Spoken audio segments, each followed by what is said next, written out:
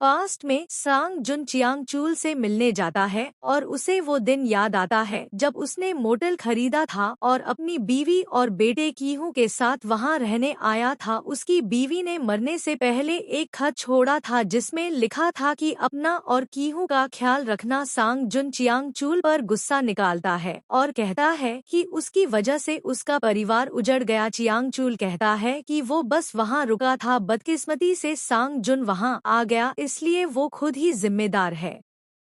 वहीं पास खड़ी डिटेक्टिव यून बू मिन कहती है कि वो उसे घर छोड़ देती है, जिस पर सांग जुन कहता है शुक्रिया, और साथ ही ये भी कि कभी मेंढक मत बनना। अब प्रेजेंट टाइम में योंगहा शहर किसी काम से आया होता है और हॉस्पिटल के बाहर उसे शियांग दिखाई देती है। तभी उसकी बेटी का दोस्त बॉयफ्रेंड आता है और फिर योंगहा अपनी बेटी से मिलकर लौट रहा था तो वो शियांग को फिर से देखता है। वो उसे बुलाता है पर वो अचानक गायब हो जाती है। पास्ट में यून बू मिन का सीनियर पूछता है कि वो डिटेक्टिव क्यों बनी और सांग को चियान चूल से मिलाना तो बस एक बहाना था। वो बड़ी मासूमियत से कहती है कि उसे समझ नहीं आ रहा वो क्या कह रहा है। सीनियर कहता है कि वो 2 केस सॉल्व कर चुकी है पर उन्हें महज इत्तेफाक बता रही है और उसे क्राइम यूनिट में आ जाना चाहिए।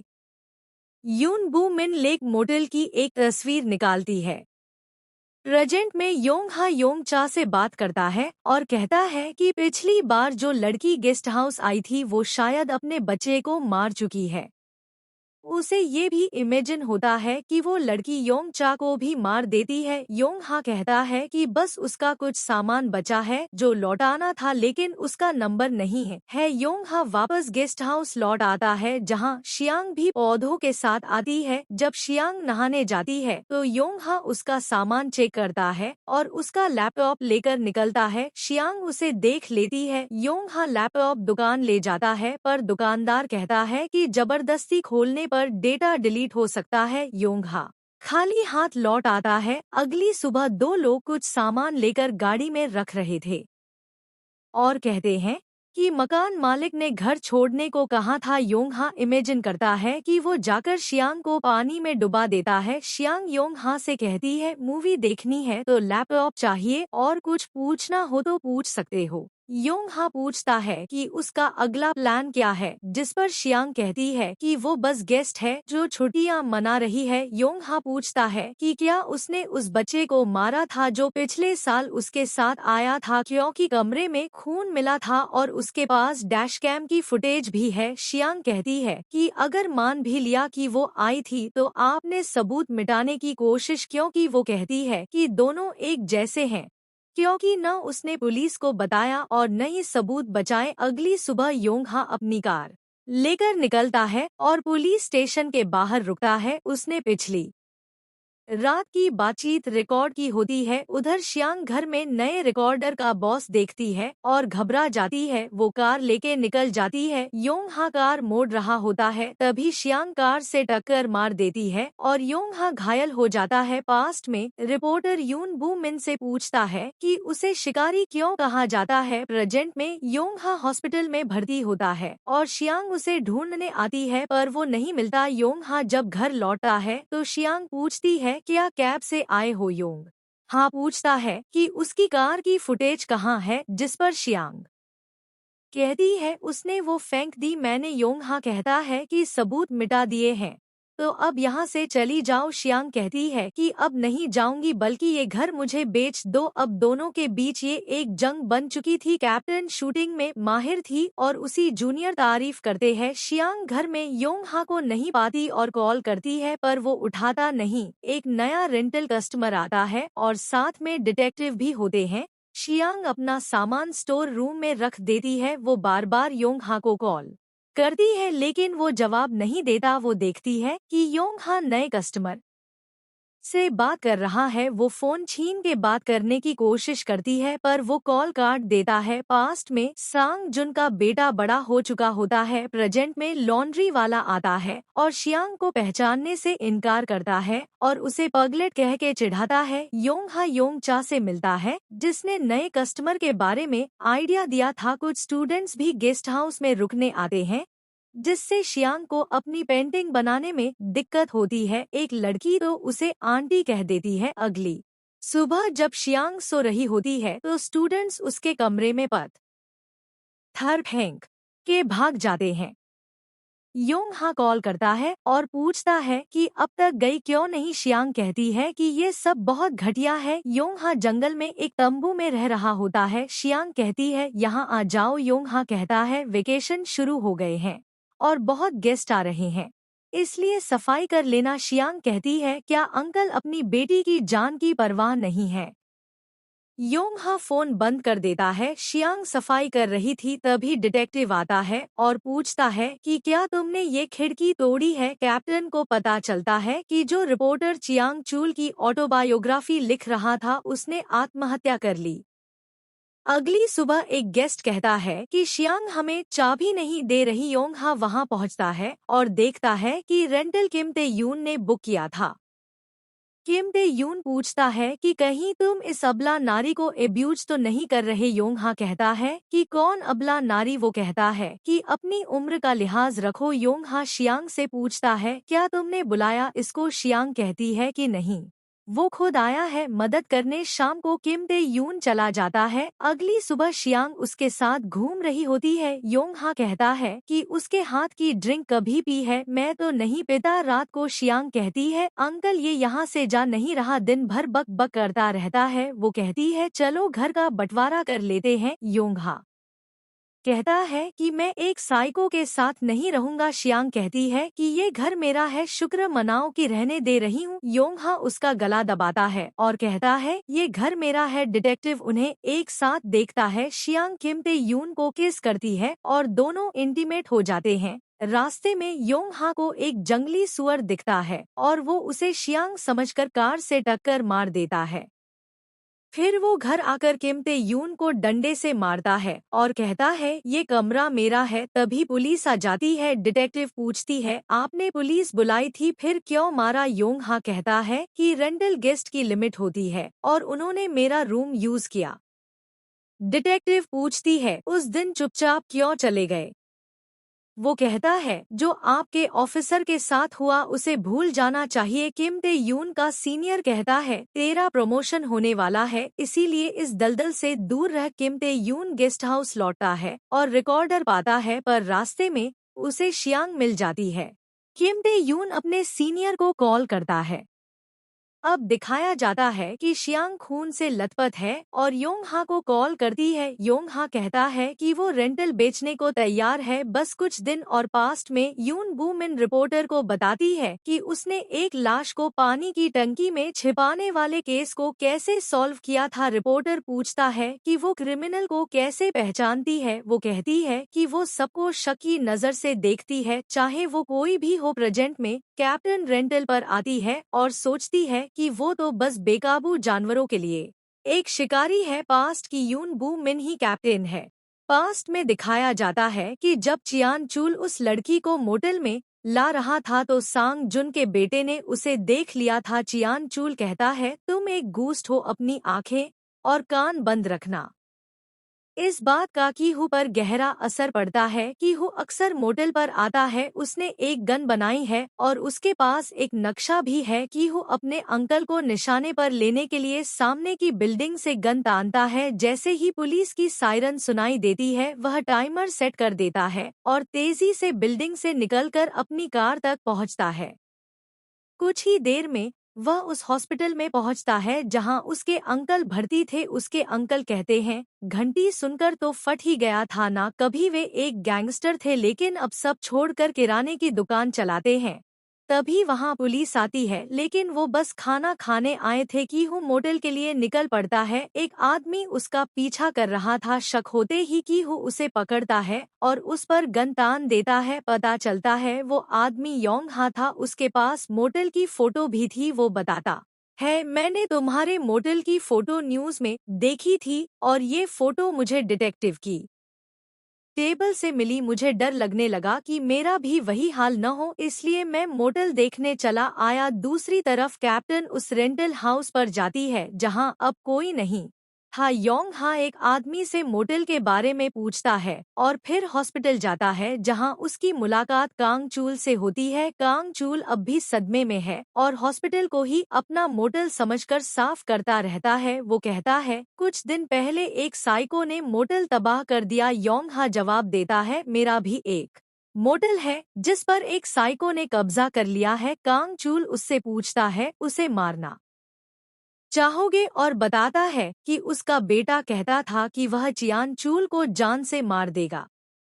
इसके बाद कांग चूल हॉस्पिटल से कीहू का पीछा करने लगता है। कीहू उसे कुर्सी से बांधकर वहीं छोड़ देता है। योंग हा खुद को छुड़ाने की कोशिश करता है। कीहू के अंकल कहते हैं वो यहाँ आ चुका है। 2 गार्ड्स और 4 पुलिस वाले हैं। डिटेक्टिव अंकल से बाहर जाने को कहते हैं लेकिन वो मना कर देते हैं। मैं नहीं जाऊंगा, मैंने सुना है वो बहुत खूंखार मुजरिम है। मैं अपनी माँ को अकेले नहीं छोड़ सकता। बगल वाले बेड पर चियान चूल की माँ एडमिट थी। वो उनसे मिलने आया था। कि हु गन को निशाने सेट करता है और कहता है, फिक्स हो गया है, अब फोन को छुपा दो। डिटेक्टिव चियान चूल को नए कपड़े देते हैं और कहते हैं, काफी दिन बाद मिल रहे हैं, ये कैदी वाले कपड़े बदल लो। चियान चूल कहता है, काफी अच्छे आदमी हो। चियान चूल उसी कुर्सी पर बैठ जाता है जो अंकल ने पहले वहां रखी थी। वह अंकल की हलचलें देख लेता है और शक हो जाता है। वो झुकता है और तभी गोली चलती है लेकिन वो बच जाता है। कि वो तुरंत टाइमर ऑन कर भागता है। पुलिस बैकअप बुलाती है। एक पुलिस वाला चियान चूल पर नजर रख रहा होता है लेकिन चियान चूल उसे जान से मार देता है और अपनी हथकड़ी खोल लेता है। तभी अंकल उसे रोकने की कोशिश करता है लेकिन चियान चूल उसे भी मारने लगता है। कि वो हॉस्पिटल की ओर भागता है। अब तक चियान चूल की मां मर चुकी होती है।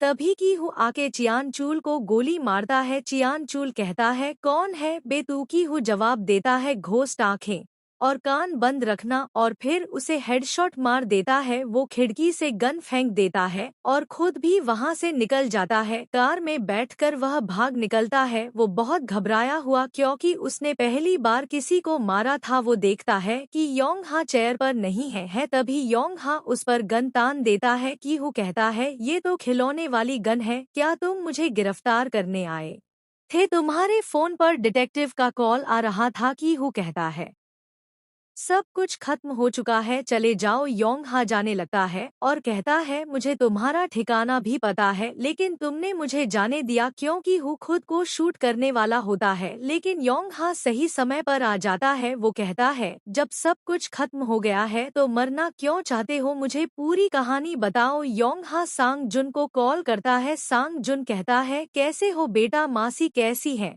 मुझे और तुम्हारी मम्मी को मोटल में थोड़ा काम है तो हम घर देर से आएंगे। यह सुनकर कि हु रुक जाता है। कि हु योंग हा से कहता है, मैंने इसके लिए काफी दिन से प्लानिंग की थी। चियान चूल अब एक नॉर्मल जिंदगी जीना चाहता था। मैंने उसके वो सारे लेटर पढ़े थे जो वह अपनी माँ को देना चाहता था लेकिन फिर भी न जाने क्यों मैं उसे माफ नहीं कर पाया। योंग हा वो सारे लेटर और उसके कपड़े जला देता है। योंग हा कहता है, तुम्हारा बदला पूरा हो चुका है। अगर डिटेक्टिव पूछे तो कह देना मैं तुम्हारा मोटल खरीदने आया था। हमने रात भर शराब पी और अब होश में आ रहे हैं। इसके बाद योंग हा शियांग को कॉल करता है। वो कहती है, अंकल जी बताइए आप कब वापस आ रहे हैं? हमें दिखाया जाता है कि शियांग के शरीर पर काफी खून लगा था। वो काफी लोगों को सिर्फ अपने मजे के लिए मार रही थी। योंग हा की हु की कैप और गन उठाता है और कहता है, भागने से कुछ नहीं होगा, अब अपनी चीज के लिए लड़ना होगा। शियांग शहर आ जाती है जहां उसके बॉस ने उसकी पेंटिंग को एग्जीबिशन से हटा दिया था। जब वह कार में बैठी होती है एक आदमी आता है और कहता है, कब तक छुपोगी? इस पर शियांग जवाब देती है, लगता है जेल का खाना काफी शूट किया, अच्छे दिख रहे हो। वह आदमी कहता है, ये सब तुम्हारी मेहरबानी है। शियांग गुस्से में कहती है, तुम्हारा बेटा मर चुका है, और भागने लगती है। उस आदमी ने शियांग का चेहरा शीशे पर दे मारा और उसे पीटना शुरू कर दिया। वो आदमी शियांग का पति था। उसकी पहली पत्नी सी यांग के पैदा होते ही किसी और के साथ भाग गई थी। शियांग कहती है, मैंने तुमसे इसलिए प्यार किया ताकि हम एक खुशहाल जीवन बिता सकें, लेकिन तुम्हें तो सिर्फ अपने बेटे के लिए एक माँ चाहिए थी और वो बच्चा मुझे बिल्कुल पसंद नहीं था। फिर शियांग उस पर हमला करके भागती है, लेकिन वह आदमी भी उसे मारता है। तभी वहाँ कुछ लोग और पुलिस आ जाती है और वह आदमी फरार हो जाता है। शियांग को अस्पताल में होश आता है। वह तुरंत आर्ट गैलरी पहुँचती है और एग्जीबिशन में कार से टक्कर मारती है। फिर बॉस से कहती है वह जेल से छूट गया है, तुम उसे किसी और देश क्यों नहीं भेज देते, कुछ दिन के लिए उसे गायब करवा दो, मेरे लिए इतना तो कर ही सकते हो। इधर लॉन्ड्री वाला देखता है कि उसकी दुकान में खून लगे कपड़े टंगे हैं। वह सीसीटीवी फुटेज चेक करता है जिसमें दिखता है कि शियांग वहां आई थी और अपने कपड़े छोड़ गई थी। अब हमें योंगचा दिखता है, उसे हॉस्पिटल से डिस्चार्ज मिल चुका है। वह रेंटल पर जाता है लेकिन योंगहा वहां नहीं होता। फिर वह गेस्ट हाउस पर जाता है जहां उसे शियांग दिखती है। वह अंदर जाता है और कहता है ये वही बदतमीज गेस्ट होगी जिसकी बात योंगहा कर रहा था। फिर कहता है तुमने जितना रेंट दिया है मैं लौटा दूंगा, कल ही ये जगह छोड़ देना। शियांग जवाब देती है उन्होंने मुझे ये घर बेचने को कहा है। योंगचा गुस्से में कहता है योंगहा इस घर से बहुत प्यार करता है, वह इसे कभी नहीं बेचेगा। पागल औरत। शियांग उसे माफी मांगने को कहती है लेकिन वह उसे मारता है। शियांग उसे चाकू से मार देती है और मार के बेहोश कर देती है। इसके बाद शियांग मॉल जाती है जहाँ कैप्टन उसे जलाने के लिए तेल खरीदते हुए देख लेती है। शियांग अपना सामान वहीं छोड़कर निकल जाती है। कैप्टन खेतों तक पहुंचती है जहां शियांग मौजूद थी। तभी कैप्टन को योंगहा का कॉल आता है। योंगहा की बेटी उसे मिलने रेंटल पर जाती है लेकिन दरवाजा लॉक होता है। अंदर योंगचा होता है जिसका मुंह पट्टी से बंद और हाथ पैर बंधे होते हैं।